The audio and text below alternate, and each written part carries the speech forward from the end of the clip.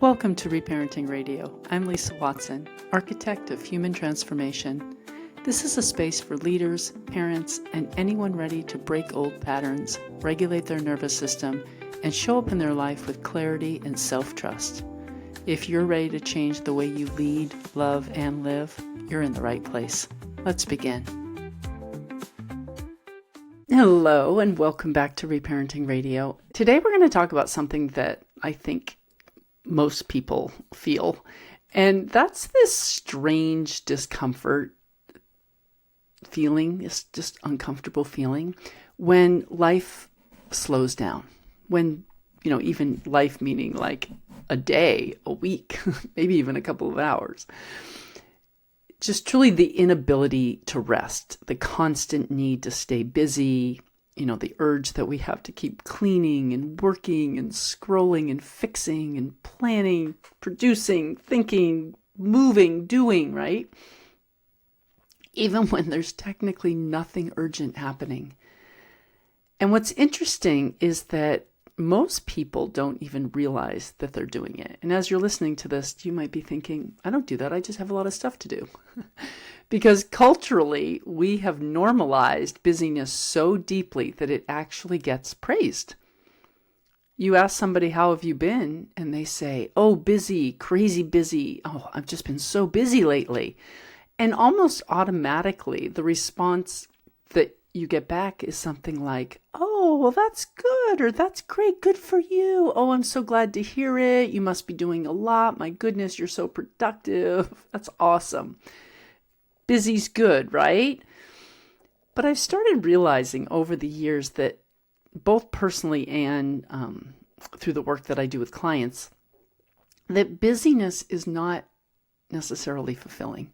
Sometimes it's survival. Sometimes it's just our nervous system conditioning, and sometimes it's emotional avoidance dressed up as productivity. I think many people have unknowingly built their identity around being productive. Productive means that we're being useful, that we're needed, maybe we're efficient and responsible and high functioning. But the difficult part is that a lot of these patterns are rewarded by society. The overachiever gets praised, the exhausted parent gets praised, the person working nonstop gets admired, and the person who never rests gets labeled as ambitious and what a go-getter. Meanwhile, underneath it all, many nervous systems are completely shot. They're just overwhelmed and completely shot. But because the outside world validates the behavior, people rarely stop to question whether the pace that they're living at is actually healthy and serving them. And this starts very, very young. Children absorb what life is supposed to feel like through the modeled behavior of the adults around them. So when they're witnessing rushing and multitasking, the inability to slow down, the constant checking of the phone, stress, emotional unavailability of their parents, packed schedules, just not even their parents, just adults in general watching them. And then they've got basketball practice, dance, play dates, homework, volleyball, gymnastics, camp, t-ball at 4 years old. I think we have to become more honest about how many adults just don't know how to rest, and they're really not modeling those behaviors for children, or they're also setting up the children's lives in a way that mirror their own lives. Our nervous systems learned very early that slowing down was not safe. A child growing up in unpredictability, conflict, criticism, and maybe financial stress or conditional love, they often adapt by becoming hyper-aware. So they'll be, hyper-responsible, hyper-vigilant, hyper-independent. And so the body is learning, stay alert, stay useful, stay productive, stay ahead. Don't relax too much. Don't make many mistakes. Don't stop moving. Don't have any extra time in your day. And eventually, those survival adaptations become personality traits. So the child who had to stay on and always busy becomes the adult who cannot relax without guilt, can't stop scrolling, can't stop shopping, can't stop thinking. And the child who learned love through achievement becomes the adult who feels worthless when they're resting. I have a friend who grew up in a very educationally strict home. Like constant homework, reading, going to extra help classes, summer camps with writing and math, and just like always having to perform, study. And today, in her 40s, I watch her and she thinks she just has ADHD. And she can't stop multitasking and running from one thing to the next and then forgetting things. And there's shopping and there's scrolling and there's constant calls to girlfriends. And I see it. It's just a result of the way that her nervous system was wired to never relax, never have any free time.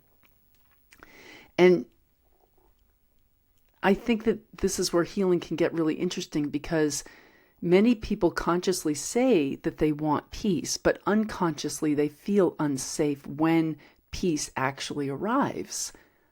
Have you ever noticed that when your life finally slows down a bit, when you finally have a free day and nobody needs anything around you, nothing dramatic's happening, that instead of feeling relaxed, you suddenly feel kind of anxious?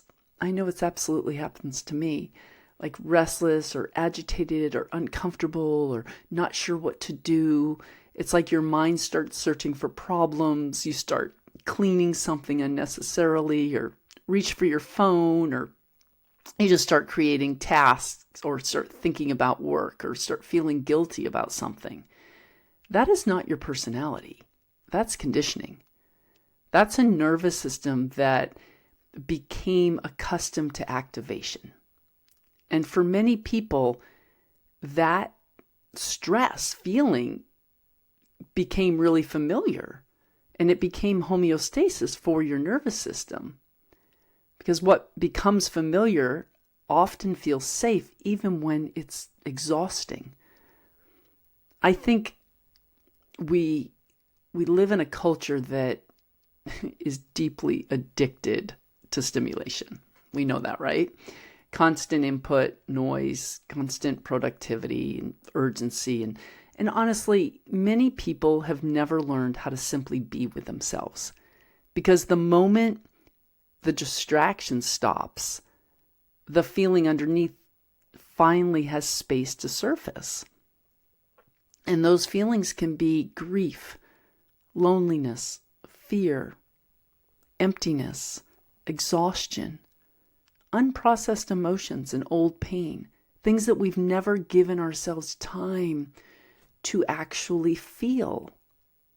And when we suppress an emotion, we push it down, energy cannot be created or destroyed. And that energy of that emotion, it gets trapped inside of us.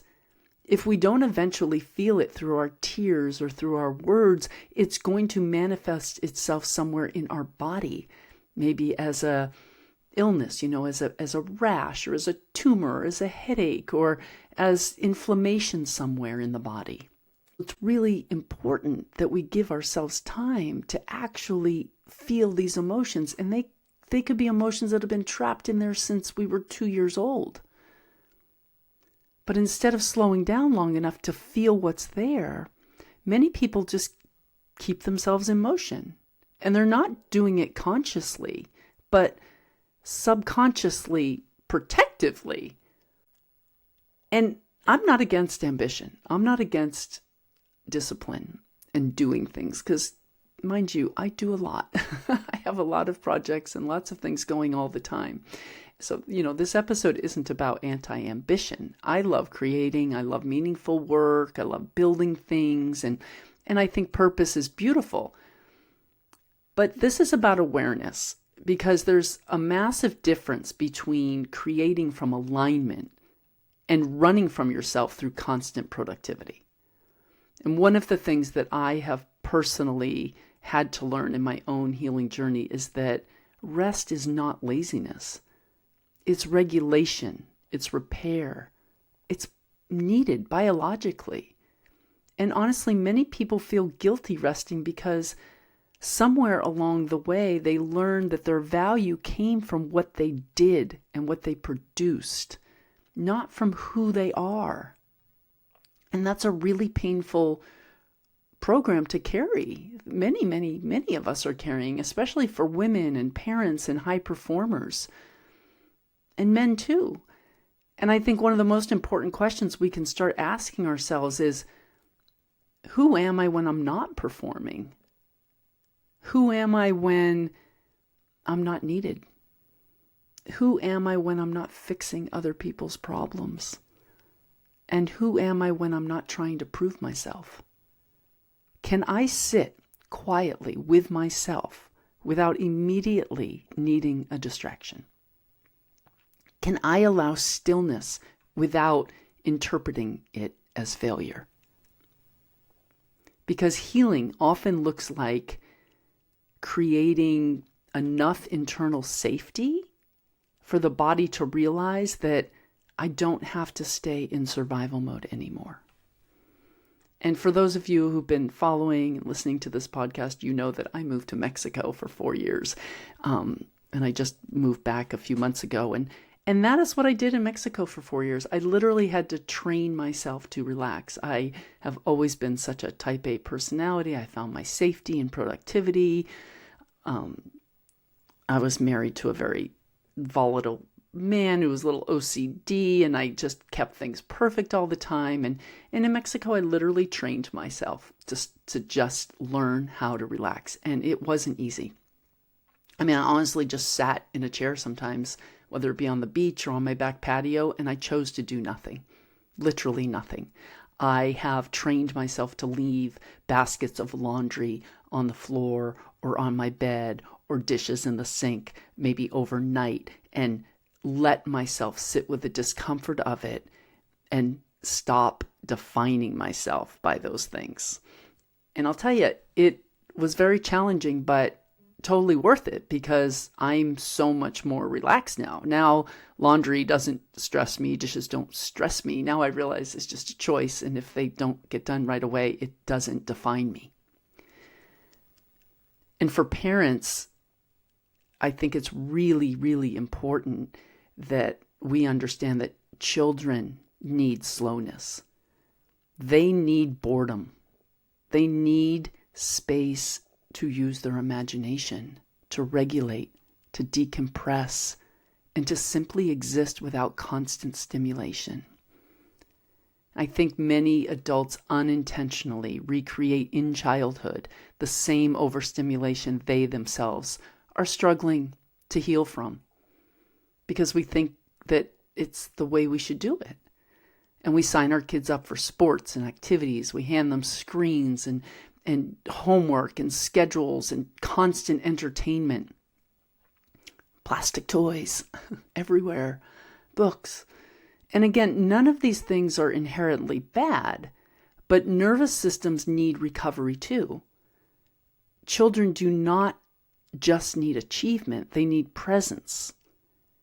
And so do adults. Boredom creates the need for imagination. And imagination becomes the bridge to a new perspective. And a new perspective can become a new lens that creates a new belief. And because our beliefs create our reality, that shows you just how important imagination is.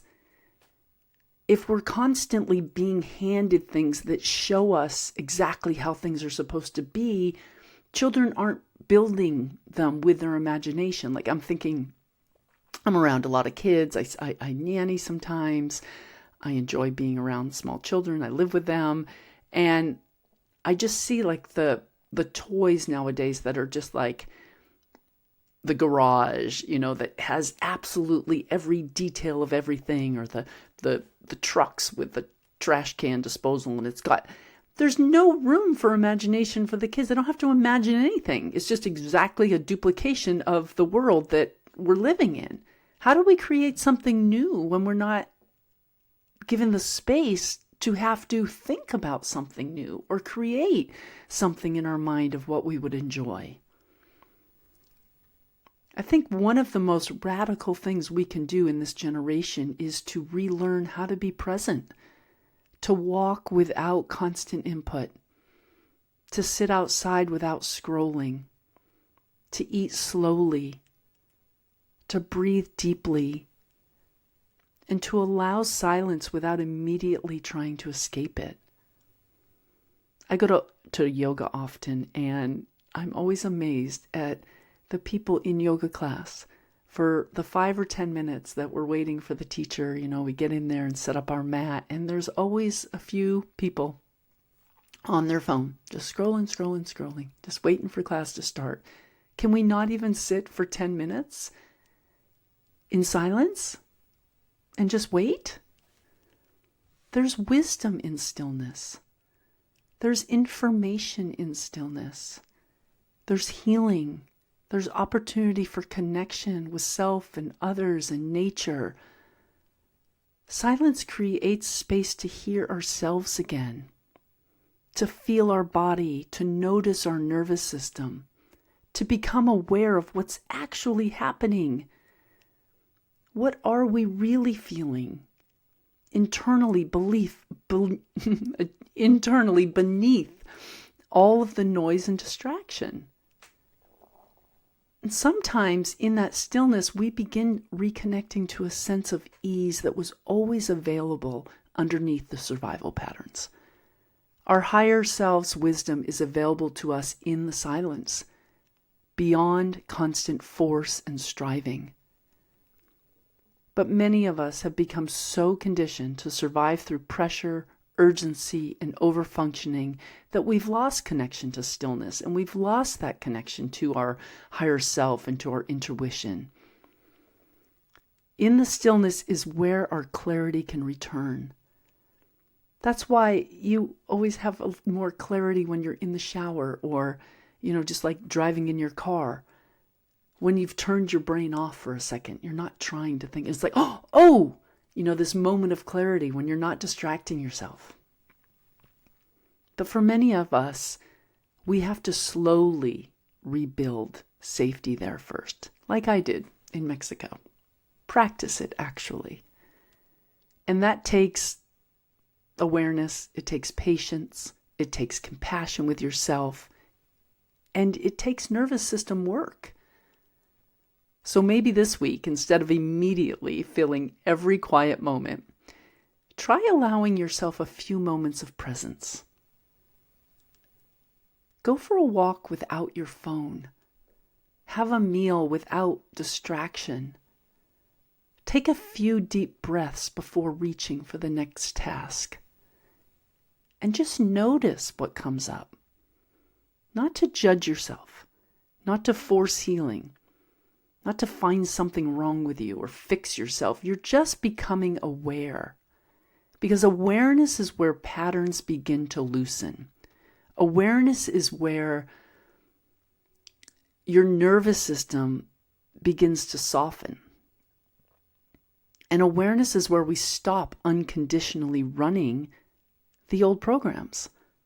Now, if you're wanting some reminders of how to consistently practice awareness, reprogramming yourself, and seeing your patterns, I have put together a few free resources for you.